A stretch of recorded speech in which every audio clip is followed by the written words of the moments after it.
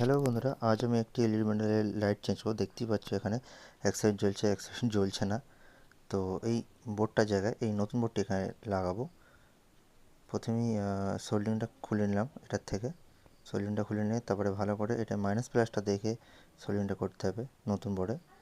তো আমি মাইনাস প্লাসটা দেখেই সোল্ডারিং করছি। এটা ভুল হলে আর মেলাটা জ্বলবে না। তো সোল্ডারিংটা মোটামুটি কমপ্লিট হয়ে গেছে।